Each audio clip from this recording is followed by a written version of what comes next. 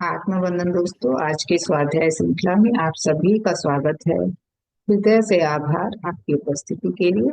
तब हम आगे के चैप्टर में चलेंगे, जीवात्मा जगत के नियम। अब हम बिल्कुल अंत में पहुंच गए हैं। अब कुछ एक चैप्टर्स ही हमारे बाकी हैं।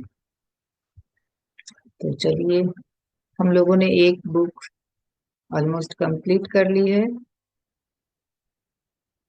शक्ति को अच्छे और बुरे दोनों कामों में लगाया जा सकता है। प्रक्षेपण और प्राप्ति की शक्तियां।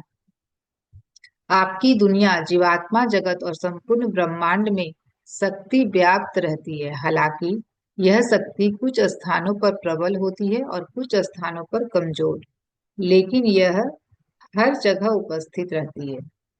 जीवात्मा जगत में हमें इसे उत्पन्न नहीं करना पड़ता, क्योंकि हमारा मन ही हमारा शक्ति केंद्र होता है। हम बड़ी आसानी से इस शक्ति को खुद ही धारण कर लेते हैं, लेकिन धरती पर लोग यह नहीं जानते कि शक्ति को वे स्वयं किस तरह उत्पन्न कर सकते हैं। इसलिए आपको बिजली पर निर्भर रहना पड़ सकता है, जो इसी शक्ति का एक निम्नतर रूप है। तो यहाँ पर भी बताया जा रहा है कि सारी शक्तियां जो हमारे पास भी है, इस पृथ्वी लोक पर रहने वाले मनुष्यों के पास में भी वो शक्तियां हैं, लेकिन केवल हमें उन शक्तियों को जागृत करना नहीं आ रहा, उसको उत्पन्न हम नहीं कर पाते हैं। इस वजह से हम उसका उपयोग भी नहीं कर पाते हैं। लेकिन जीवात्मा जगत में वो क्या है, इन शक्तियों को उत्पन्न कर उत्पन्न करते हैं, जिसके कारण उनको और किसी चीज की, मतलब बाहरी किसी भी चीज की जरूरत नहीं होती है।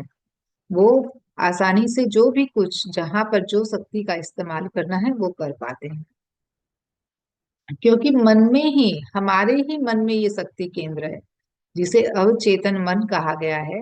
वही है शक्ति का केंद्र। तो हमारा अवचेतन मन क्या है, सुप्त अवस्था में है। लेकिन जीवात्मा जगत में जो है, उनका अवचेतन मन, मतलब 95% तो नहीं बोलेंगे कि एक्टिव है या जागृत है, लेकिन बहुत ऑलमोस्ट जागृत होता है। मतलब 50-60% भी अगर जागृत होता है, तो वो उस मन से भी कितना कुछ वो कर सकते हैं। तो कुछ मनुष्य हमारे संदेश प्राप्त कर सकते हैं, क्योंकि उनमें इन्हें प्राप्त करने की शक्ति होती है। कुछ लोगों में प्रक्षेपण की शक्ति होती है, कुछ लोगों के पास शक्ति अधिक होती है, जबकि कुछ के पास कम। और कुछ भाग्यशाली ऐसे होते हैं जिनमें प्रक्षेपित करने और प्राप्त करने वाली दोनों शक्तियां संतुलित मात्रा में होती है। तो कोई कोई मनुष्य में, किसी मनुष्य में संदेश प्राप्त करने की, जैसे इंट्यूशन पावर बहुत बहुत जागृत होती है, किसी की बहुत तेज होती है, तो वो क्या है, इस मनुष्य शरीर में भी उन चीजों को प्राप्त कर पाते हैं, उन संदेशों को प्राप्त कर पाते हैं। तो कुछ लोगों में प्रक्षेपण की शक्ति होती है, कुछ लोगों के पास कोई में कुछ, कोई में कुछ, कोई कोई मनुष्य में ये क्वालिटीज रहती है। उनका वो भाग जागृत होता है, जिस कारण से वो उन शक्तियों को पा सकते हैं। उन शक्तियों को के द्वारा वो संदेश पा सकते हैं, प्रक्षेपण पा सकते हैं। तो हर कोई में नहीं, लेकिन कुछ एक में ये शक्तियां जागृत होती है। तो जो जैसा जिसका मन, उस हिसाब से उनकी शक्तियां काम करती है। तो कोई के मन में बहुत ज्यादा लिमिटेशन है, बहुत ज्यादा बाउंड्रीज जिसने बना ली है, उनकी वो शक्तियां हैं उनके पास, लेकिन वो उनका उपयोग नहीं कर पा रहे। लेकिन कोई कोई मनुष्य को आप देखेंगे, बहुत खुले मन के होते हैं, बहुत ओपन माइंडेड होते हैं। वो हर चीजों को बहुत आ, सहजता से लेते हैं। तो उनके पास में आप देखेंगे ये शक्तियां जागृत होती हैं। आ, क्योंकि भली आत्माएं सर्वशक्तिमान ईश्वर के करीब होती हैं, और उनका अवचेतन मन भी उनका मार्गदर्शन करता है। और जो भली आत्माएं होती हैं, वो जो है वो अपनी अंतर मन का, अपने अवचेतन मन का सुनती हैं। वो सुन पाती हैं कि उनका मन क्या कह रहा है।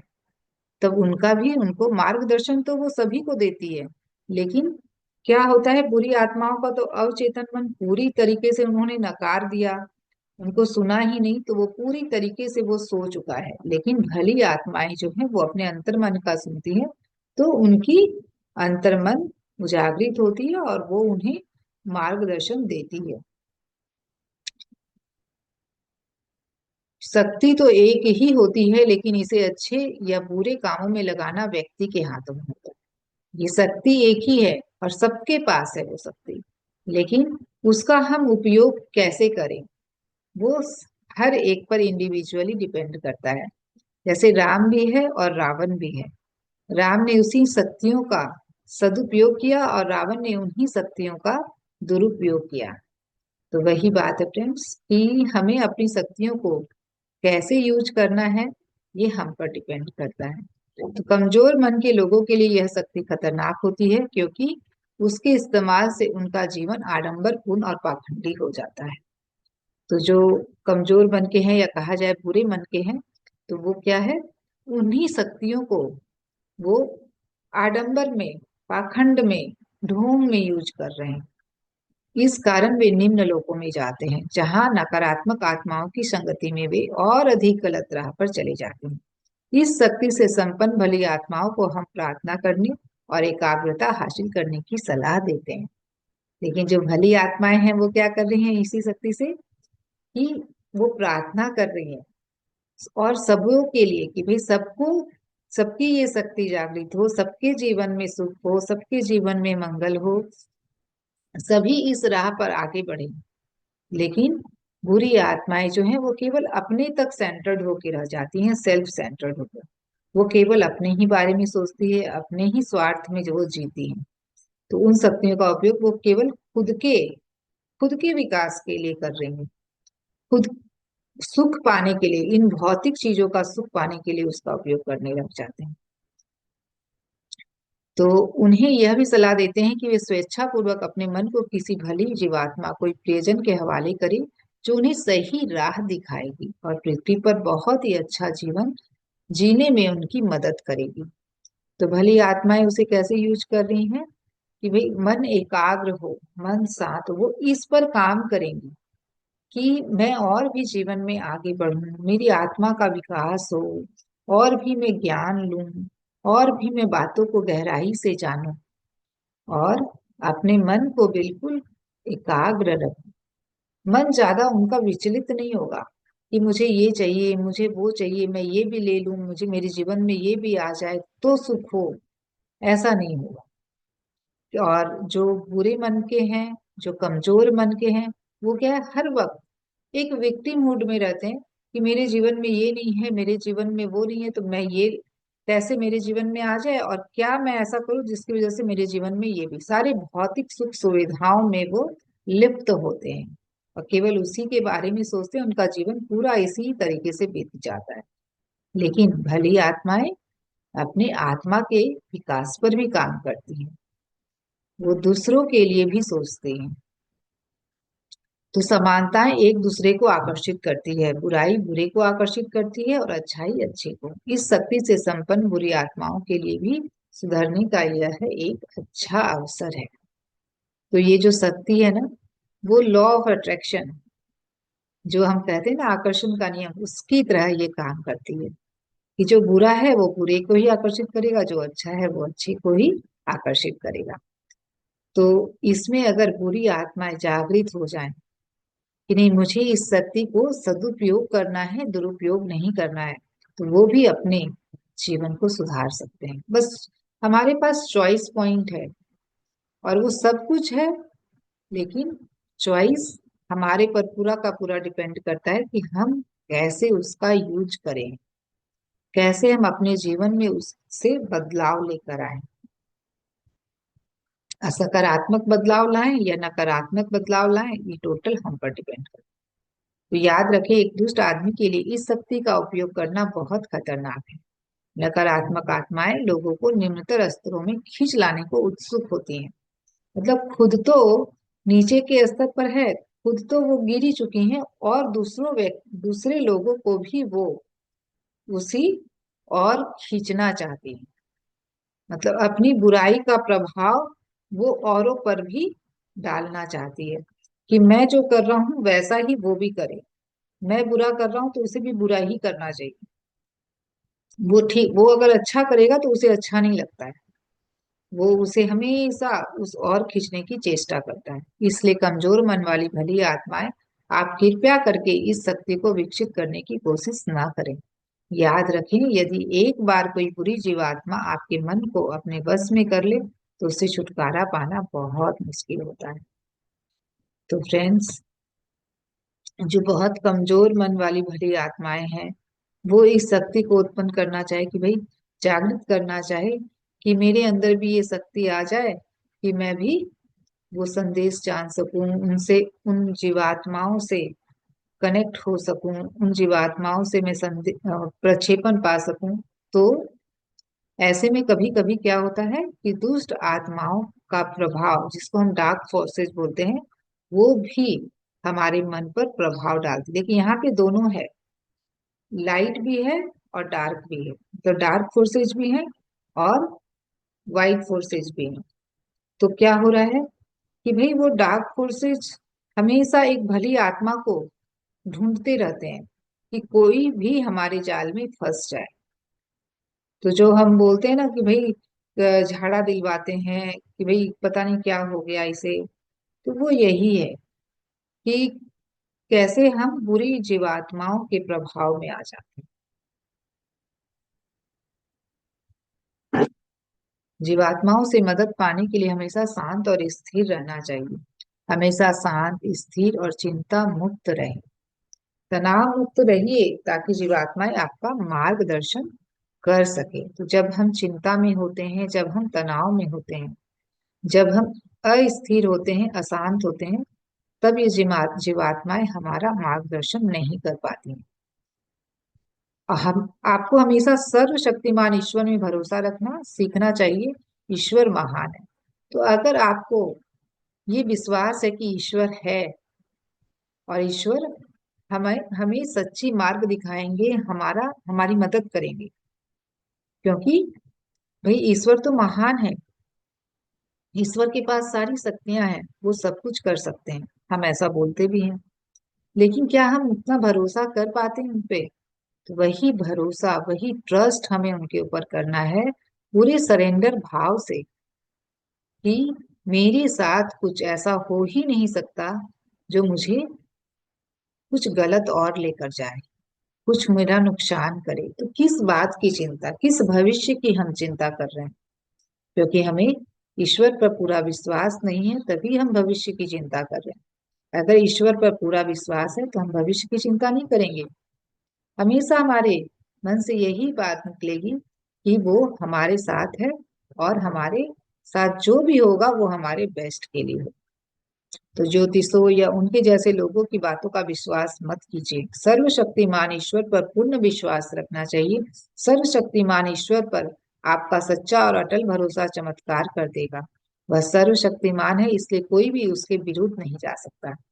तो क्या होता है अक्सर कि हम अपनी वो टिप्पण दिखाते हैं ज्योतिषों को, और उन्होंने कुछ बोल दिया कि आपके तो फ्यूचर में ऐसा कुछ होने वाला है, तो उसी को लेकर हम सोचकर चिंतित होते रहते हैं। तो क्या हो रहा है कि कहीं ना कहीं हमारा विश्वास जो है वो अटल नहीं है, तभी तो हम ऐसा सोच रहे हैं कि भाई हमारे भविष्य में कुछ खराब होने वाला है, कुछ खराब हो जाएगा, तो कुछ अनहोनी हो जाएगी। तो ये डाउट्स जो आ रहे हैं वो क्यों आ रहे हैं? क्योंकि हमें सर्वशक्तिमान ईश्वर पर पूरा सच्चा और अटल भरोसा नहीं। तो जिसका भी हम लोगों ने कईयों का सुना भी, जैसे आज मीराबाई है, द्रौपदी है, जब भी उनको मदद की जरूरत लगी, भगवान आए और उन्हें बचाए। क्यों?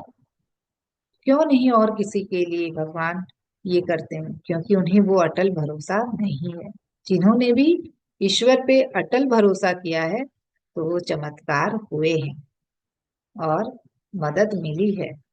तो वो सर्वशक्तिमान है, यह सोचते हुए और बिल्कुल चिंता मुक्त रहते हुए कि जो भी मेरे भविष्य में है वो मेरे बेस्ट के लिए है, वो सबसे अच्छे के लिए, और मेरे साथ कुछ ऐसा होगा ही नहीं जो मेरे हित में ना हो, अगर आप ईश्वर पे पूरा अटल भरोसा रखेंगे। यदि आप दुख झेल रहे हैं और आपके जीवन में समस्याएं उत्पन्न हो जाती हैं, तो इसे अपना कर्म परीक्षा और परीक्षण मानिए और उनका बहादुरी के साथ खुशी खुशी सामना कीजिए। तो ये जीवन जो हम जीने के लिए इस पृथ्वी पर आए हैं, इसमें कठिनाइयां होंगी, समस्याएं होंगी, परीक्षा होगी, लेकिन हाँ, यहाँ पर टेस्ट भी लिए जाते हैं यूनिवर्स की तरफ से, ईश्वर की तरफ से। तो उसे हमें क्या करना है? बहादुरी के साथ, खुशी खुशी उसे देना है। ये नहीं कि पहले ही मन में सोच ले कि मेरे जीवन में इतनी समस्याएं क्यों, भगवान मेरे साथ ही ऐसा अन्याय क्यों। तो ये जो क्यों आ रहा है ना, ये क्यों को नहीं आने। अगर आप बहादुरी से सामना करेंगे उन परिस्थितियों का, उन समस्याओं का, तो आप देखेंगे कि वो परिस्थितियां, वो समस्याएं समस्याएं नहीं रह जाती हैं। इसीलिए हम लोग हमेशा बोलते हैं कि समस्याएं नहीं, उनको चैलेंज के जैसे लीजिए, कि मुझे एक चैलेंज मिला है जिसे मुझे ओवरकम करना है, उसको जीत कर दिखाना है। तो आप वो आप देखेंगे खुद के अंदर कि कैसे आपके अंदर सामना करने की शक्ति जागृत होती है। आप बहुत आसानी से उसको पार कर जाते हैं, और बहुत आसानी से आप देखेंगे वो परिस्थितियां और वो जो कठिनाइयां लग रही हैं, वो आपके जीवन से चली जाएंगी। तो अगर हम टेस्ट में फेल हो जाते हैं तो बार बार वो टेस्ट देना होता है, और अगर हम टेस्ट में एक बार में ही पास हो जाए तो बार बार वो हमारे जीवन में नहीं आए। तो ठीक, ये जो हम पढ़ाई के लिए जो परीक्षाएं देते हैं, उसी तरीके से ये हमारे जीवन की परीक्षाएं, जिसे हमें देना होता है कि भाई आप ये लेसन सीखने आए हो, आपने सीखा है कि नहीं सीखा है, उसका टेस्ट चल रहा है। उस टेस्ट में आप अगर पहली बार में पास हो गए तो वो जो आपको समस्याएं दिख रही हैं, जो कठिनाइयां दिख रही हैं, वो चली जाएंगी। और नहीं पास हुए तो वही समस्याएं, वही कठिनाइयां, बार बार वो सिचुएशंस आपकी लाइफ में आती रहेंगी। किसी केवल चेहरे बदलेंगे, लोगों के चेहरे बदल सकते हैं, लेकिन वो चीजें बार बार आपके जीवन में। तो आपकी सच्ची प्रार्थनाओं से आपको अपने जीवन में बड़ी सहायता मिलती है। अपने मन को व्यस्त रखिए और किसी को नुकसान मत पहुंचाइए। ऐसा करने से सीधे सर्वशक्तिमान ईश्वर की मदद और उनका मार्गदर्शन आपको जीवात्माओं के जरिए हासिल होना तय है।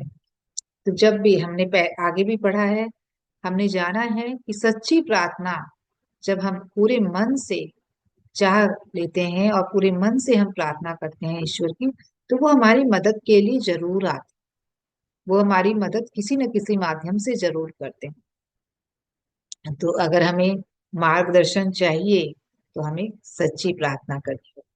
तो आपकी सच्ची प्रार्थनाएं और ईश्वर में आपका सच्चा विश्वास आपको किसी भी समस्या से जूझकर बाहर आने की शक्ति देता है। क्योंकि आप पृथ्वी पर हैं, वहां समस्याएं आती ही रहेंगी, लेकिन आपको उनका सामना करना चाहिए। इसलिए उनका सामना साहसिक मुस्कान के साथ कीजिए। ईश्वर पर आपकी आस्था और आपकी प्रार्थनाएं हमारी भी बड़ी सहायता करती हैं, क्योंकि इससे हम आप तक आसानी से पहुंचकर आपका मार्गदर्शन और आपकी मदद कर सकते हैं। तो जीवात्माएं क्या कह रही हैं कि अगर आप ईश्वर पर पूर्ण विश्वास करते हैं, पूरी तरीके से समर्पित होते हैं, तो वो भी आपको मार्गदर्शन बहुत आसानी से दे, मतलब आपसे वो कांटेक्ट बना पाते हैं। तो ये जो अंतर मन हमें, वो हमारे अंतर मन से जुड़ पाते हैं, हमारे अवचेतन मन से वो कनेक्ट होकर हमें वो मार्गदर्शन देते हैं और हमारी मदद करते हैं। तो यस फ्रेंड्स, हम लोगों ने अपने लाइफ में कई ऐसे एग्जाम्पल देखे हैं जिन्होंने पूरी आस्था, पूरी श्रद्धा से ईश्वर पर विश्वास रखा और उनसे मार्गदर्शन मांगा, उनसे सहायता मांगी, उनसे मदद मांगी, उन्हें वो मिली है। तो वो आपके लिए भी है, वो सबके लिए है। ईश्वर कभी भी कोई अन्यायपूर्ण कार्य नहीं करते, वो सबके लिए बराबर चाहते हैं, सबको बराबर समभाव में रहते हैं, समभाव से देखते हैं। तो वो किसी को अधिक और किसी को कम देना नहीं चाहते। वो सब चाहते हैं कि सभी अपने अपने मार्ग में आगे बढ़े, सबके आत्मा का विकास हो, सभी इस उच्च लोक तक पहुंच पाए। विवाह, जीवात्मा जगत में शादियां नहीं होती, लेकिन पृथ्वी पर बच्चों की खातिर, इस कारण भी कि बुढ़ापे में पति पत्नी को एक दूसरे की जरूरत होती है, हम टूटी हुई शादियों को दोबारा जोड़ने की कोशिश करते हैं। पृथ्वी पर बच्चों की सुरक्षा के लिए ज्ञानी मनुष्यों ने विवाह की परंपरा चलाई। तो फ्रेंड्स, एक क्रिएशन का प्रोसेस चलता रहे, इसीलिए ये विवाह की रीत बनाई गई है। और भाई बुढ़ापे में भी हमें एक पार्टनर की जरूरत है, यह सोचते हुए भी ये ये विवाह का रिवाज चलाया गया। तो कुछ ज्ञानी मनुष्यों ने यह विवाह की परंपरा चलाई। तो एक बोला जाए तो भाई आज जैसे हम देख रहे हैं अभी लिविंग रिलेशनशिप में भी लोग रह रहे हैं, तो ये विवाह की परंपरा ताकि एक समाज में हम रहें। तो एक बोलते हैं ना, मनुष्य के पास ही बुद्धि और विवेक है, तो इसीलिए ये परंपरा चली है कि बुद्धि और विवेक के साथ हम एक शालीनता के साथ अपना जीवन बिताएं। हमारा जीवन फिर हम अगर ये मतलब बच्चों के क्रिएशन के लिए, मतलब बच्चों के लिए अगर एक पशु के जैसे हमें जीवन नहीं जीना है, क्योंकि उनमें तो समझ नहीं है। तभी तो एक पशु किसी के भी साथ वो बच्चे पैदा कर लेता, तो लेकिन ऐसा हमें नहीं करना है, क्योंकि हमारे अंदर वो बुद्धि और विवेक है। इसीलिए हमें एक शालीनता में रहना है, संस्कार में रहना है, उस संस्कार के साथ जीवन को जीना है। क्योंकि उन्होंने देखा कि लोग बच्चों की जिम्मेदारी नहीं ले रहे थे, उनकी देखभाल नहीं कर रहे थे, इसलिए उन्होंने बच्चे पैदा करने के लिए शादी को अनिवार्य बताया। तो वहां पर क्या है, जब दो लोग, जब उनको एक माँ बाप, तो माता और पिता को पता है कि ये मेरा बच्चा है, तो वो उसकी जिम्मेदारी ले रहे हैं, उसकी देखभाल कर रहे हैं, उसका पालन पोषण कर रहे हैं। लेकिन क्या पशु ऐसा कर पाते हैं? उनको तो पता ही नहीं है कि कौन बाप है और कौन माँ है। माँ का तो फिर भी पता है कि भाई इससे ये पैदा हुआ तो माँ है, लेकिन बाप का तो पता ही नहीं है। तो वैसे में कोई जिम्मेदारी नहीं लेता। लेकिन जैसे ही दो लोगों की जिम्मेदारी बन जाती, तो दोनों मिलकर, देखिए एक के लिए बच्चों का लालन पालन सब कुछ करना थोड़ा कठिन हो जाता है, लेकिन अगर दो लोग मिलकर करते हैं तो बहुत आसानी से उनको, उनका अच्छी से देखभाल, उनकी हर चीजों की जरूरत का ख्याल रख पाते हैं। अकेले होने की बजाय पति पत्नी दोनों मिलकर बच्चे का लालन पोषण अच्छी तरह कर सके। दो लोगों के लिए इकट्ठे रहना, एक दूसरे की मदद करना, अच्छे नागरिक बनने के लिए अपने बच्चे को शिक्षित करना समझदारी की बात है। बुढ़ापे में पति पत्नी एक दूसरे की देखभाल कर सकते हैं, एक दूसरे का साथ दे सकते हैं, सांसारिक समस्याओं का सामना मिलकर कर सकते हैं। इस प्रकार शादियां पहले से तय की हुई नहीं होती। बहरहाल हम यह बात कहते हुए डरते हैं, क्योंकि हो सकता है पृथ्वी पर बहुत सारे लोग कहने लगे कि जब शादियां ईश्वर द्वारा तय नहीं की जाती तो शादी क्यों की जाए और समस्याएं क्यों खड़ी की जाए। तो अभी के समय पर हम देख पा रहे हैं कि शादी एक सबको समस्या लगने लग गई है, और अभी बहुत ज्यादा डिवोर्स भी हो रहे हैं, क्योंकि ये जो विवेक और बुद्धि है बहुत कम होती जा रही है। लोग किसी भी चीजों को निभाने में बहुत अपने आप को बंधा हुआ महसूस करने लग गए हैं। सब एक स्वतंत्रता के नाम पर भ्रमित हो रहे हैं और अपने रिश्तों को भी खराब कर रहे हैं, और साथ में ही बच्चों के भी जीवन को खराब कर रहे हैं। तो फ्रेंड्स, ये जो शादी की परंपरा है, ये एक जिम्मेदारी है। केवल वहां पर जब हम सोचते हैं कि भाई शादी में तो शादी करने का मतलब क्या है, इस सही मायने को हम नहीं समझ पाते, इसीलिए शादी निभ नहीं रही है। तो शादी को निभाना सबका कर्तव्य है।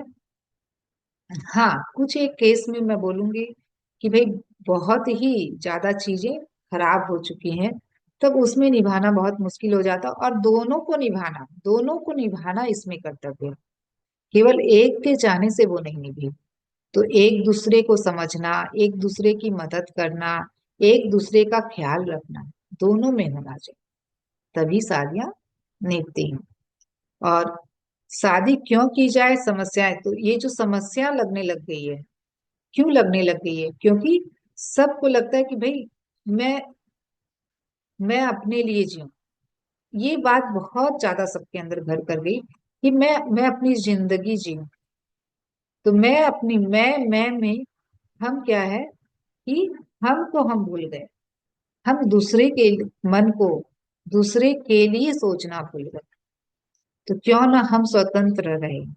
तो ये स्वतंत्र रहने के नाम पर हम ये ऐसा करने लग गए। तो हमारी पुस्तक में यह छापने से पहले मेरी आपको इस पर खूब विचार करने की सलाह है। हम उनकी मदद करना पसंद करते हैं जिनकी शादियां टूट गई हों, ताकि वे सुख पूर्वक रह सके, क्योंकि यही उनके लिए श्रेष्ठ है। लेकिन कभी कभी पति या पत्नी में से कोई भी एक बिल्कुल दुष्ट होता है और अपने दूसरे साथी तथा अपने बच्चे को शारीरिक और मानसिक रूप से प्रताड़ित करता है, तब दूसरे साथी के लिए उसके साथ रहना असंभव हो जाता है। जब मैं कुछ केसेस की बात कर रही थी, यहाँ पर वो बात आई है। भाई ऐसे अब्यूज रिलेशनशिप में तो कोई नहीं रह सकता है। तो ऐसी स्थिति में हम ईश्वर से कुछ ऐसा करने की प्रार्थना करते हैं जो संबंधित सभी बच्चों के लिए सबसे श्रेष्ठ हो। तो इसमें सबसे अच्छा क्या है उसे हम समझते हैं। पति पत्नी के लिए एक दूसरे को प्यार करना और अपने बच्चों के साथ एक परिवार के रूप में सामंजस्य और हंसी खुशी के साथ रहना ही सबसे श्रेष्ठ बात है, ताकि सांसारिक समस्याओं का सामना वे और भी अच्छी तरह कर सकें। तो इस संसार में रहते हुए हमारे जीवन में समस्याएं आएंगी। तो ये जो प्रथा बनाई गई विवाह की, उसकी वजह से हम क्या है, एक नहीं दो मिलकर, तो किसी भी समस्याओं को कोई दो व्यक्ति मिलकर सामना करते हैं, दो व्यक्ति मिलकर उसे सॉल्व करने की कोशिश करते हैं, तो उसमें बहुत आसानी हो जाती है। लेकिन वही समस्याओं को अगर कोई अकेला व्यक्ति सामना कर रहा है, उससे जूझ रहा है, तो उसके लिए वो बहुत कठिन हो जाता है। तो सांसारिक समस्याओं का सामना वे अच्छी भी और भी अच्छी से कर सके। पृथ्वी पर प्रत्येक मनुष्य के लिए घर का सामंजस्य और खुशहाल माहौल सबसे जरूरी है। तो फ्रेंड्स, ये जो विवाह की प्रथा, एक परिवार का होना, एक परिवार में रहना, ये क्या है, हमारे लिए हार्मनी और हैप्पीनेस का माहौल बनाने के लिए सबसे जरूरी है, कि हम एक हार्मोनियस जीवन जी पाए, हम हार्मनी में रह पाए। लेकिन अभी के समय पर मैं देख रही हूँ कुछ ना कुछ समस्याएं परिवार में ही, अपने ही क्लोज वंस में ही बहुत ज्यादा ये समस्याएं देखी जा रही हैं। तो कहीं ना कहीं हमारा मानसिक जो डेवलपमेंट है, मेंटल डेवलपमेंट है, वो नहीं हम कर पा रहे हैं। जैसे पहले क्या था, लोग बहुत आध्यात्मिक थे, लोग सही ज्ञान की और सही शिक्षा पा रहे थे, सही ज्ञान ले रहे थे। अभी क्या है, अभी सबको कि मैं स्वतंत्र रहूं, मैं अपना जीवन जीऊं, मैं अपना, सबको लगता है कि मैं अकेले में जो कुछ भी चाहूं वो कर सकती हूँ। तो क्या एक अकेला आदमी सारी चीजों की खुशियां ले सकता है? एक परिवार में अगर ना रह के वो अकेला रहे तो क्या वो खुश रह सकता है? तो ये बिल्कुल भी संभव नहीं है। तो हम एक परिवार में ही एक खुशहाल जीवन को जी सकते हैं। आपसी आदान प्रदान और सहनशीलता सभी शादियों के लिए अनिवार्य होती है। तो यहाँ पर एक दूसरे को सहना भी होता है, एक दूसरे की कुछ एक चीजों को सहन करना होता है। हर वक्त हम अगर सोचेंगे कि सामने वाला मेरा ही सुने, मेरे ही अनुसार करे, तो ऐसे नहीं होता है। तो दूसरों, हर एक दूसरे के साथ सामंजस्य बिठाकर ही ये रिश्ता चलता है। तो ये विवाह बहुत यहाँ पर अनिवार्य नहीं बताया गया है, जीवात्मा जगत में नहीं है, लेकिन पृथ्वी लोक पर रहने के लिए, एक खुशहाल जीवन जीने के लिए, एक दूसरे की मदद के लिए ये जरूरी है। अपनी शक्ति का विकास सही तरीके से करें। अब आगे हमारा ये चैप्टर आएगा, 2 चैप्टर हम लोगों ने कवर कर लिया है। अब हमारे 3 या 4 ही चैप्टर हैं। वाह, यस।